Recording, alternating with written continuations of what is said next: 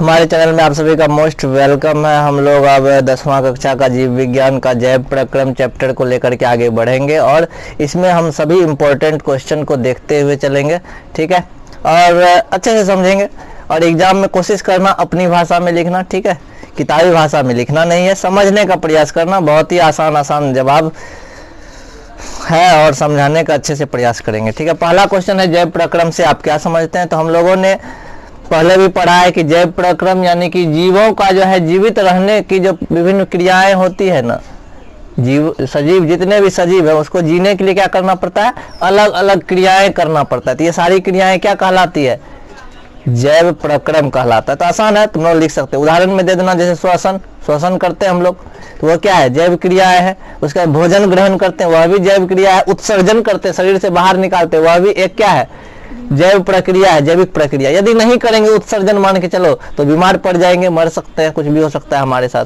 तो सिंपल सी बात है, जीवन जीने के लिए होने वाली अलग अलग जो काम होता है, अलग अलग जो क्रियाएं होती है, वो क्या कहलाता है, जैव प्रक्रम कहलाता है। उदाहरण के लिए श्वसन है, पाचन है, ये सब चीजें ले लेना।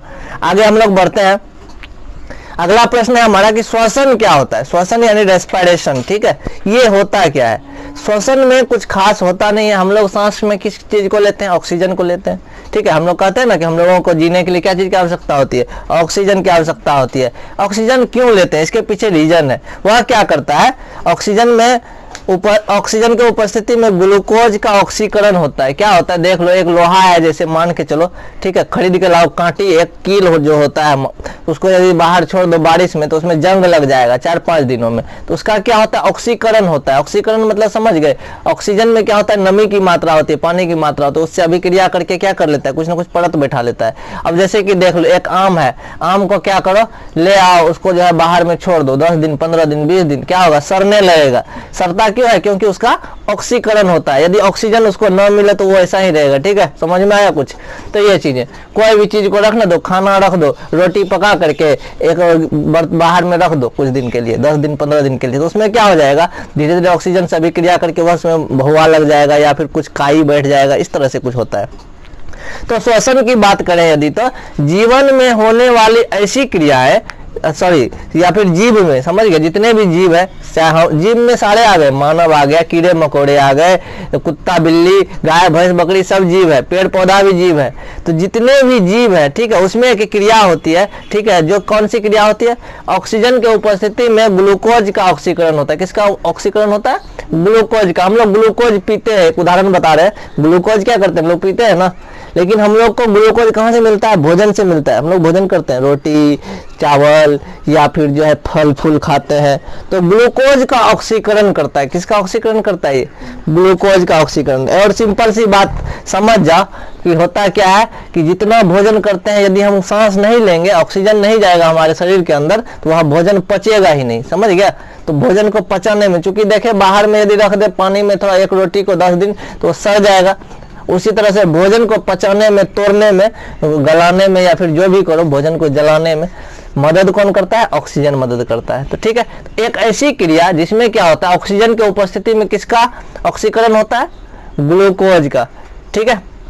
तो ऑक्सीकरण समझ में आता है। ऑक्सीकरण एक ऐसी प्रक्रिया है जिसमें ऑक्सीजन के उपस्थिति में क्या हो जाए, कुछ अभिक्रिया होता है, उसको क्या कहते हैं, ऑक्सीकरण कहते हैं। जैसे कि सोच लो, एक डिबिया है, डिबिया को जलाते हैं माचिस डाल करके, तो जल जाता है। क्यों जलता है पता है, क्योंकि वायुमंडल में ऑक्सीजन है कि नहीं। यदि ऑक्सीजन को बंद कर दे, उस डिबिया को, जलता हुआ मोमबत्ती है, उसको एक बर्तन से, एक शीशा वाला ग्लास है, डिब्बा है, उससे ढक देंगे तो वो बुझ जाएगा थोड़ा देर में। क्यों बुझेगा, क्योंकि उसमें ऑक्सीजन नहीं मिलेगा। तो ऑक्सीकरण यही होता है, ऑक्सीजन के उपस्थिति में जो अभिक्रिया होती है उसको हम लोग क्या कहते हैं, ऑक्सीकरण कहते हैं, ठीक है। तो ये चीज समझ में आ गया होगा। लेकिन यहाँ पर था श्वसन किसे कहते हैं। तो सिंपल सी बात ये है, एक ऐसी प्रक्रिया जिसमें ऑक्सीजन के उपस्थिति में क्या होता है, ग्लूकोज यानी जो हमारा भोजन होता है ना, उसका क्या होता है, ऑक्सीकरण होता है।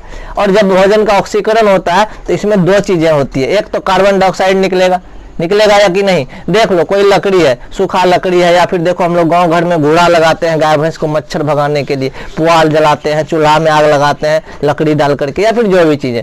तो इसमें क्या होता है, 2-3 चीजें होती है। या तो हवा के यदि चारों ओर से ढक देंगे, पूरा रूम पैक कर देंगे, कहीं से हवा नहीं आए तो वो चूल्हा जलेगा नहीं, ठीक है, कोई भी, क्योंकि उसको ऑक्सीजन की आवश्यकता होती है। तो सिंपल सा बात है, हमारे शरीर में भोजन जाता है और उसको तोड़ने का काम कौन करता है? ऑक्सीजन, ठीक है। और उससे निकलता क्या क्या है फिर? कार्बन डाइऑक्साइड, क्या निकलता है? CO2 निकलता है, जल भी निकलता है और ऊर्जा भी मुक्त होती है। समझ में आया कुछ? हम लोग भोजन करते हैं, भोजन अंदर जाता है, श्वसन करते हैं, श्वसन क्या करता है? उसके साथ, भोजन के साथ ऑक्सीकरण अभिक्रिया करता है, उसका यानी उसको तोड़ता है और उससे 2-3 चीजें निकलती है, कार्बन डाइऑक्साइड, एक जल और दूसरा ऊर्जा यानी एनर्जी। शरीर में ताकत आता है कि नहीं हम भोजन करते हैं तो? देखो हम लोग सांस लिए तो उसमें बहुत सारा गैस है, अंदर गया, और सोचो तुरंत भोजन यदि शरीर में थोड़ा सा भी होगा तो उस पर अभिक्रिया करेगा, उसके बाद क्या होगा? उससे कार्बन डाइऑक्साइड निकलेगा, ठीक है। तो सांस फिर छोड़ते हैं ना हम लोग, सांस जब छोड़ते हैं तो सांस में क्या निकलता है? कार्बन डाइऑक्साइड निकलता है। सोचो कितना फास्ट काम होते रहता है, चलते रहता है ये प्रक्रिया हमेशा। तो कार्बन डाइऑक्साइड बाहर निकल गया, जल मूत्र के रूप में बाहर निकल गया। जल काहे कि भोजन करते हैं, पानी पीते हैं, सारा जो है मूत्र वाहिनी के द्वारा बाहर निकल जाता है और ऊर्जा मिलता है ना, खाना खाने के बाद ताकत भी आती है थोड़ा देर में शरीर में। तो ये चीजें, तो सिंपल सी बात बता देना, श्वसन किसे कहते हैं? एक ऐसी प्रक्रिया, एक ऐसी प्रोसेस जिसमें कि ऑक्सीजन के उपस्थिति में किसका ऑक्सीकरण होता है? ग्लूकोज का या फिर भोजन का बोल सकते हैं, ठीक है। इससे 3 चीजें निकलती है, कार्बन डाइऑक्साइड, एक जल और एक ऊर्जा, है ना। और अब इसको हम लोग क्या कहते हैं? श्वसन कहते हैं। तुम लोग अभिक्रिया लिख देना, 6CH12O6 plus 6CO2 plus 686 kelvin calorie ऊर्जा, ठीक है। तो ये चीजें, ये नॉर्मल है, इसको देखो इक्वेशन लिखो या नहीं लिखो उससे कोई फर्क नहीं पड़ता है। श्वसन पूछेगा तो तुम लोग आसानी से बता सकते हो, बता दोगे ना। श्वसन क्या होता है कि भैया एक ऐसा प्रक्रिया होता है जिसमें कि ऑक्सीजन के उपस्थिति में जो भोजन हम करते हैं उस भोजन का ऑक्सीकरण हो जाता है, यानी कि उसको तोड़ा जाता है, और उसको तोड़ने के बाद 3 चीजें निकलती है, कार्बन डाइऑक्साइड जो कि सांस के द्वारा बाहर चला जाता है, एक जल जो मूत्र के द्वारा बाहर चला जाता है, और तीसरा चीज ऊर्जा जो जिससे हमें शरीर में ताकत मिलती है, ठीक है। हम लोग आगे बढ़ते हैं अगले क्वेश्चन पे। एक चीज और देखो, ऊर्जा, अच्छा भोजन हम करते हैं, भोजन पेट में जाता है, फिर हमको ताकत कैसे मिलता है? ये हमारे पेट में 2 आंत होता है, इंटेस्टाइन बोलते हैं, छोटी आंत बड़ी आंत होती है। तो छोटी आंत में जब भोजन पहुंचता है ना, उसका आंत का जो दीवार होता है, परत अंदर वाला, वो उस भोजन से ऊर्जा को अवशोषित कर लेता है, ठीक है। आगे पढ़ेंगे हम लोग। तो श्वसन यहाँ तक था, समझने के लिए देखो, तुम लोग टेंशन नहीं लेना, एग्जाम में जो है अपनी भाषा में लिखना आंसर, कोई दिक्कत नहीं है, ठीक है। श्वसन की विशेषताएं, श्वसन की विशेषताएं क्या क्या है? श्वसन करने से हमें क्या क्या फायदा है, जानेंगे ना, क्या क्या काम करता है, सांस लेने से, ऑक्सीजन लेने से क्या क्या फायदे हैं, है ना, या फिर क्या चीजें होती है हमारे शरीर में। तो पहला जो है श्वसन की विशेषताएं, तो देखो परीक्षा में लिखना, हेडिंग दे देना, श्वसन की प्रमुख विशेषताएं। पहला पॉइंट हमारा क्या हो गया? यह एक अपघटनीय अभिक्रियाएं है। तो अपघटनी का मतलब क्या होता है? अपघटनी का मतलब हो गया कि तोड़ने वाला, है ना। इसको क्या क्या करता है? तोड़ देता है छोटा छोटा टुकड़ों में, है ना। देख लो कोई जानवर मर जाता है, उसको यदि हम फेंक दें तो उसमें जो है छोटे मोटे कीड़े मकोड़े लग जाते हैं, 8 दिन 10 दिन 15 दिन में पूरा खा पका के खत्म कर देता है, यानी कि उसका क्या हो रहा है? अपघटन हो रहा है। क्या हो रहा है? अपघटन। तो श्वसन क्या है? एक अपघटनीय अभिक्रिया है। क्या है? अपघटनीय अभिक्रिया है। श्वसन के क्रिया में ऑक्सीजन हम लोग ग्रहण करते हैं और निकालते क्या है? कार्बन डाइऑक्साइड मुक्त करते हैं। समझ में आ गया? क्या क्या लेते हैं अंदर? O2 लेते हैं, यानी ऑक्सीजन लेते हैं। ऑक्सीजन को शॉर्ट में क्या लिखते हैं? O2, ठीक है। O लिख करके नीचे 2 लिखते हैं। लेकिन कार्बन डाइऑक्साइड इसमें क्या होता है? बाहर निकलता है। हम लोग अभी पढ़े थे, कार्बन डाइऑक्साइड जल और ऊर्जा निकलता है। हाँ नहीं, कार्बन डाइऑक्साइड को बोलते हैं हम लोग CO2, ठीक है। आगे है, श्वसन की क्रिया दिन रात 24 घंटा होती है। भी बात सही है भैया। हम लोग सोए रहते हैं तब सांस लेते हैं छोड़ते हैं, हम लोग जगे रहते हैं तब सांस लेते हैं छोड़ते हैं, खेलते हैं तब भी सांस लेते हैं और फिर छोड़ते हैं। यह सभी जीवित कोशिकाओं में उपस्थित होती है। ऐसा नहीं है कि हम लोग नाक से श्वसन करते हैं, ठीक है। ये क्रिया क्या होता है? यह सभी जीवित कोशिकाओं, हमारे शरीर में क्या है? करोड़ों अरबों खरबों कोशिकाओं से बना हुआ है। किस चीज से बना हुआ है? हमारा बॉडी छोटे छोटे सेल से बना हुआ है और सभी सेल में ये प्रक्रिया होती है ऑक्सीजन लेने का। हम लोग के पास तो नाक है ना, ये नाक से सांस लिए अंदर गया, लेकिन हमारे बॉडी में अरबों खरबों क्या है, कोशिकाएं है, सेल है। वो सेल क्या करता है, ऑक्सीजन श्वसन का प्रक्रिया करता है। हम लोग तो कहते हैं ये शरीर श्वसन की प्रक्रिया कर रहा है, नहीं भैया, इसके अंदर जो सेल है अरबों खरबों करोड़ों के संख्या में, जिसको हम लोग गिन नहीं सकते हैं, तो छोटे छोटे सेल है, वो सेल के अंदर बहुत सारे पार्ट होते हैं। वो क्या करता है, वो ऑक्सीजन लेता है, ठीक है, फिर उसके सारा काम करता है। यह माइटोकॉन्ड्रिया के सहयोग से होती है। श्वसन की प्रक्रिया किसके सहयोग से होती है, माइटोकॉन्ड्रिया के सहयोग से होती है। प्रश्न ये भी पूछा जा सकता है कि श्वसन की प्रक्रिया किन के सहयोग से होती है। यदि ऑप्शन में रहेगा माइटोकॉन्ड्रिया तो हम लोग लगा सकते हैं। आगे हम लोग बढ़ते, देखो तो ये 4-5 पॉइंट है, जरूरी नहीं पांचों लिख दोगे एग्जाम में, जितना याद रहेगा उतना लिखना। तो लिख क्या कह सकते हो, अपघटन अभिक्रिया है, वही सही है। ऑक्सीजन लेते हैं, कार्बन डाइऑक्साइड छोड़ते हैं, ये भी सही है। दिन रात 24 घंटा ये प्रक्रिया होती है, ये भी सही है। जितने जीवित कोशिकाएं हैं, सिंपल सा बात है ना। अब लकड़ी तो सांस लेगा नहीं, ये पेन तो सांस लेगा नहीं, तो जो मरा हुआ है वो श्वसन की प्रक्रियाएं नहीं करेगा, लेकिन जो जीवित है वो श्वसन की प्रक्रियाएं करेगा। और यह किसके सहयोग से होता है, माइटोकॉन्ड्रिया। ये माइटोकॉन्ड्रिया कहाँ होता है, उसी कोशिका में। अभी हमने क्या बोला था, कोशिका क्या करती है, श्वसन की प्रक्रियाएं करती है, और हमारे शरीर में अरबों खरबों कोशिकाएं हैं। तो उस कंडीशन में क्या हो गया, माइटोकॉन्ड्रिया क्या करती है, श्वसन की प्रक्रिया में सहयोग करती है। हम लोग आगे बढ़ते हैं।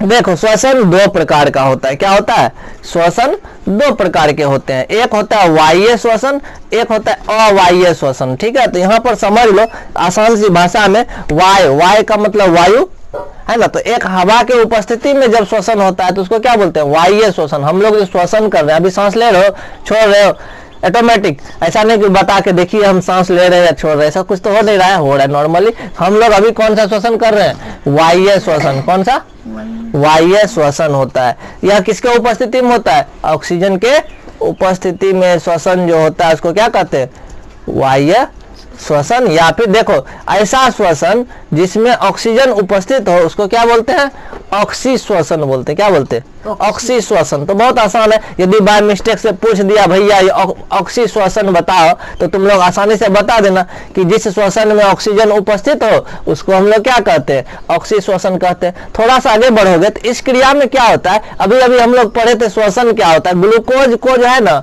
ऑक्सीकरण किया जाता है। क्या किया जाता है, ग्लूकोज को ऑक्सीकरण करते हैं। तो वही चीज तो ये है वाह्य श्वसन, यानी ऑक्सीजन होगा तो वो क्या करेगा, ग्लूकोज का ऑक्सीकरण करेगा। और उससे क्या क्या निकालने वाला है हमको पता है, ऊर्जा निकालेगा। कितना ऊर्जा निकालता है भाई, 686 किलो कैलोरी। कितना निकालता है, 686, 686 किलो कैलोरी ऊर्जा। और उसके साथ हम अभी बताए थे कार्बन डाइऑक्साइड और जल का निर्माण किया जाता है। और ऑक्सीकरण कहां पर होता है, ऑक्सीकरण माइटोकॉन्ड्रिया में होता है। देखो 2 क्वेश्चन आ गया कि ये जो भोजन को तोड़ा जाता है, भोजन का जो अपघटन होता है ना, ये कहां पर होता है, माइटोकॉन्ड्रिया में, ठीक है। माइटोकॉन्ड्रिया में ग्लूकोज पहुंचती है और उसका क्या होता है, अपघटन होता है।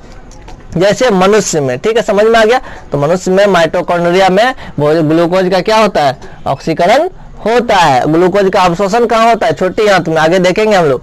तो समझ में आ गया होगा, वाह्य श्वसन, कोई दिक्कत नहीं होगा। आगे बढ़ते हैं हम लोग, अवाह्य श्वसन। तो सिंपल सा बात है भाई, अवाह्य श्वसन लिख दिया, इसका मतलब क्या होगा, यहाँ पर ऑक्सीजन नहीं होगा, ठीक है। तो इसको क्या बोलेंगे, अनॉक्सी श्वसन। तो हम लोगों को यह भी पूछ सकता है, बताओ भाई ऑक्सी श्वसन और अनॉक्सी श्वसन। तो सिंपल सा बात है, जिसमें ऑक्सीजन होगा उसको ऑक्सी श्वसन, जिसमें ऑक्सीजन उपस्थित नहीं होगा उसको हम लोग अनॉक्सी श्वसन कहते हैं। अब देख लो, इसमें ग्लूकोज का आंशिक ऑक्सीकरण से मात्र 21 किलो कैलोरी ऊर्जा निकलता है। तो सिंपल सा बात है भैया कि देखो, चूंकि ऑक्सीजन रहता है तो जल्दी से जल्दी भोजन का अपघटन हो जाता है ना। यदि हम सांस लेना बंद कर दे, कोई नाक बंद कर देता है, तो हमारा क्या होता है, दम घुटने लगता है ना, क्योंकि उधर जो भोजन होता है ग्लूकोज होता है, ग्लूकोज का ऑक्सीकरण नहीं हो पाता है और कम ऊर्जा मिलती है।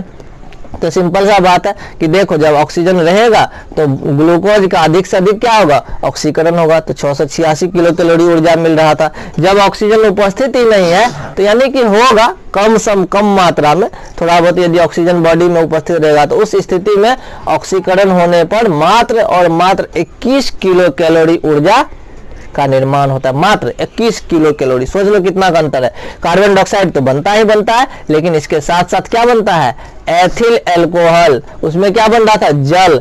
वायु श्वसन में क्या बन रहा था, जल बन रहा था, कार्बन डाइऑक्साइड बन रहा था और 686 किलो कैलोरी ऊर्जा। लेकिन अवायवीय श्वसन में जब ऑक्सीकरण होता है तो इसमें क्या क्या बनता है, मात्र 21 किलो कैलोरी ऊर्जा, कार्बन डाइऑक्साइड और इसके साथ साथ एथिल अल्कोहल बनता है। और यह क्रिया कहाँ होती है, कोशिका के जीव द्रव में। समझ में आ गया। और हमारे पास जो ऑक्सीकरण वायु श्वसन होता है वो कहाँ होता है, माइटोकॉन्ड्रिया में, कोशिका के माइटोकॉन्ड्रिया में। समझ में आ गया। ऑक्सीकरण कहाँ होता है, वायु श्वसन में, माइटोकॉन्ड्रिया में। और वायु श्वसन में जब ऑक्सीजन की उपस्थिति नहीं हो उस कंडीशन में ये कहाँ पर होता है, जीव द्रव्य में। लेकिन यहाँ पर एथिल अल्कोहल बनता है। जैसे ये किन किन जीवों में पाया जाता है, ईस्ट और जीवाणुओं में। इसका मतलब क्या हो गया, मानव के शरीर में वायु श्वसन होता है। समझ गया।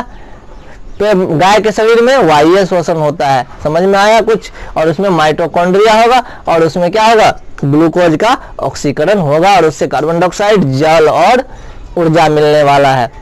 लेकिन अवायवीय श्वसन किसमें होता है, ईस्ट में होता है, छोटे मोटे जीवाणुओं में होता है। देखो हम लोगों को सर्दी हो जाती है, छींकते हैं, बगल वाला पड़ोसी बैठा हुआ है, वो सांस लिया, उसके अंदर चला गया, छोटे छोटे जीवाणु होता है और उसको भी सर्दी हो जाता है। तो वो जो छोटे छोटे जीवाणु होता है ना, और कुछ ईस्ट होते हैं, कुछ जीव ऐसे, और इन सब में क्या होता है, अवायवीय श्वसन होते हैं। कोई दिक्कत नहीं है।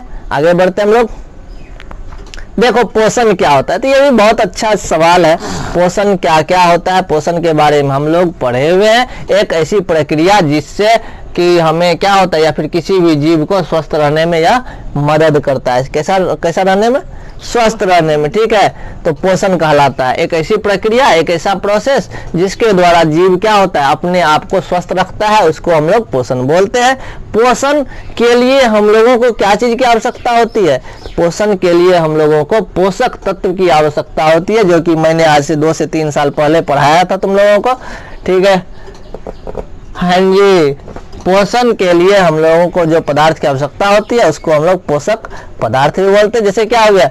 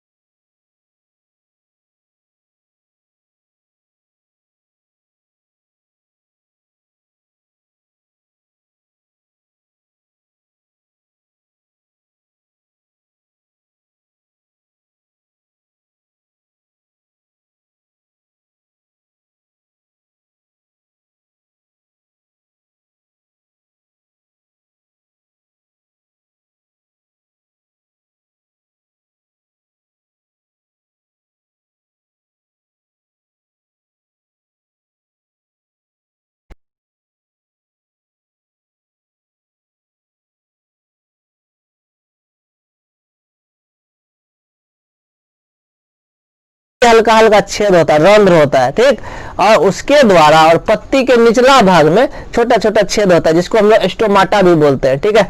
उस छिद्र से क्या लेता है वो, कार्बन डाइऑक्साइड लेता है। और जल कहां से लाएगा भैया, जल और खनिज लवण तो हम लोग जानते हैं वह मिट्टी में उसका जड़ होता है, और जड़ से क्या क्या लाता है, जल एवं खनिज लवण का अवशोषण करता है, ठीक है। समझ में आया कुछ? तो देखो जड़ से क्या क्या आया, जड़ से आ गया जल और खनिज लवण, और सांस कार्बन डाइऑक्साइड कहां से लिया, तो तना और पत्ती में जो रंध्र होता है, छिद्र को हम लोग रंध्र बोलते हैं, यहाँ पर छिद्र भी बोल सकते हैं, कोई फर्क नहीं पड़ता है। उस छिद्र का नाम स्टोमाटा भी होता है। उस छिद्र से क्या लेता है, कार्बन डाइऑक्साइड। सूर्य प्रकाश किसके मदद से लेता है, क्लोरोप्लास्ट या फिर हरित लवक, जो क्या करता है, प्रकाश को अवशोषित कर लेता है। तो इतना चीज तो आ ही गया, बचा क्या, क्लोरोफिल तो क्लोरोप्लास्ट में होता ही है। अब ये खेल खत्म हो गया, इसके बाद बना लेता है ग्लूकोज, बना लेता है ऑक्सीजन। तो यहां तक कोई दिक्कत नहीं है। देखो CAM पादपों में कुछ का नाम रंध्र केवल रात्रि में खुले रहते हैं। तो यहाँ पर देखो भोजन बनता है, भोजन बनने का भोजन को पूरे पौधा में पहुंचाया जाता है, और पहुंचाने वाले उत्तक को क्या बोलते हैं हम लोग, संवहन उत्तक। संवहन उत्तक का मतलब क्या होता है, एक ऐसा उत्तक जो क्या करता है, किसी भी चीज को, किसी भी वस्तु को, किसी भी, कोई भी बोल लो, किसी भी चीज को एक जगह से दूसरे जगह पहुंचाने का काम करता है, उसको हम लोग क्या कहते हैं, संवहन उत्तक। संवहन उत्तक दो प्रकार के होते हैं, आगे हम लोग पढ़ने वाले। एक जाइलम होता है, एक फ्लोएम होता है। जाइलम जल और जल, जाइलम का मतलब समझ में आ गया होगा, जल और खनिज लवण को ढोता है। फ्लोएम, फ्लोएम यानी फल, तो सीधा बात है भोजन को ढोने वाला को फ्लोएम बोलते हैं। आगे हम लोग देखते हैं, ठीक है। इन रंध्रों से ऑक्सीजन का निष्कासन होता है, इसके पर्याप्त मात्रा में जल की हानि होती है, प्रकाश संश्लेषण करने की आवश्यकता नहीं होती, रंध्र बंद कर लेते हैं। रंध्रों खुलना और बंद होना द्वार कोशिका कार्य कहलाता है, ठीक है। तो ये देख लो, तो फूल जाते रंध्र खुल जाता है, सिंपल सा बात है। तो ये कैसे होता है, CAM पादपों में रंध्र केवल रात्रि में खुलते हैं। तो क्वेश्चन में ये रह सकता है कि जो है किस तरह के पादप में रंध्र यानी छिद्र जो होता है वो कब खुलता है, रात्रि में खुलता है। अब सोचो एक प्रक्रिया और समझ में आ गया, जो जल जाता है ना पत्ती में, जड़ से जाइलम जो लेकर के जाता है, तो देखो जल यदि अभी इसका देह हाथ सूखा हुआ है, इसको बोलेंगे नहा के आओ, तो नहाएगा तो देह हाथ फूल जाता है ना। तो उसी तरह से पत्ती में होता है, जैसे ही पत्ती में जल पहुंचता है तो पत्ती क्या हो जाता है, पत्ती का जो छिद्र होता है नीचे में वह क्या हो जाता है, फूल जाता है। फूलना का मतलब क्या हो गया, एक तरह से खुलने लगता है, हल्का हल्का ढीला हो जाता है, ठीक है ना। तो जल का एक फायदा ये भी है, तब जाकर के उसके छिद्र से क्या क्या आने लगता है, कार्बन डाइऑक्साइड अंदर चला जाता है और उसका उपयोग कर लेते हैं। समझ में आया, कोई दिक्कत नहीं है। हम लोग आगे बढ़ने का प्रयास करते हैं, ठीक है। चलो तो हम लोग यहीं तक रहने देते हैं, नेक्स्ट लेक्चर में हम लोग इसको कंप्लीट करेंगे। धन्यवाद। आप लोग अच्छे से तैयारी कीजिए, एक तरह का यह क्रैश कोर्स है, फटाफट हम लोग करते जाएंगे और आप लोगों के लिए अच्छे अच्छे वीडियो लेकर के आएंगे। आप लोग समझिए और अच्छे से एग्जाम दीजिए, ठीक है। धन्यवाद।